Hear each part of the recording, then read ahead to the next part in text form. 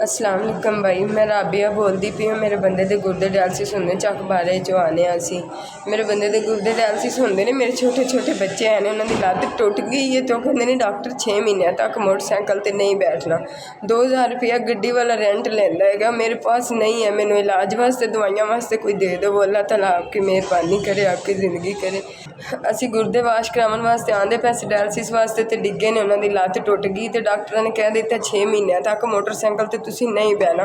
मेरे को नहीं है, मैं अपने बच्चों को तो पाल सकनी है, रोटी खवा सकनी, मैं दवाई नहीं लै सकती। मैंने दवाई वास्ते गड्डी का किराया मैनू दे देवो भाई, थोड़ी बड़ी मेहरबानी। बस उनके इलाज वास्ते मैनू दे देवो। किट्टां मिलियां ने लेकिन आन जान का खर्चा मेरे को नहीं है। मेरा वो घर देवो, अल्लाह ताला तुहानू ज़्यादा देवे, तंदरुस्ती देवे भाई। मेरे घर का पानी भी नहीं है, लोगों ने मेरी तार फट दी है कि आप बिल कहाँ से दोगे, क्योंकि मेरा बंदा कोई काम नहीं ना करता इसलिए वो बीमार है। पानी मैं लोगों के घरों से भर के ले आती हूँ, छोटे छोटे बच्चों से मैं बहुत ज़्यादा तंग हूँ भाई। आपकी बड़ी मेहरबानी, आप हमारी हेल्प कर दें भाई।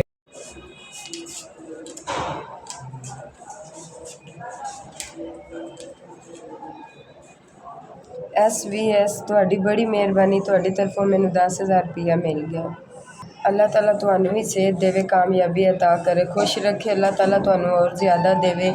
तुहाडी मेहरबानी, तुसी साडे नाल तावन कीता। साडी दुआ है कि तुहाडी कंपनी इवें चलदी रहे और इंशाअल्लाह अल्लाह ताला कामयाबियां देवे। तुसी साडे गरीबां दे तावन कीता, इमदाद कीती। अल्लाह ताला तुहानू खुश रखे, कामयाबी अता करे, तुहाडी कंपनी हमेशा ज़िंदगी भर चलदी रहे। अल्लाह ताला इस कंपनी दे मालक नू SVS नू सेहत और तंदरुस्ती कामयाबी अता करे। है तो गरीबां दी मदद की ना, अल्लाह ताला इन्होंने ज़िंदगी भर अपनी कोई भी परेशानी तो गुजरन दी अता ना करे। अल्लाह ताला इन्होंने सेहत इन्नी देवे, खुशियाँ देवे, कामयाबी देवे। और SVS तुहाडा शुक्रिया, बहुत मेहरबानी, बहुत बहुत ज़्यादा। जिन्नी भी कवी है उन्नी थोड़ी शुक्रिया। तो अल्लाह ताला तुहानू ज़्यादा देवे।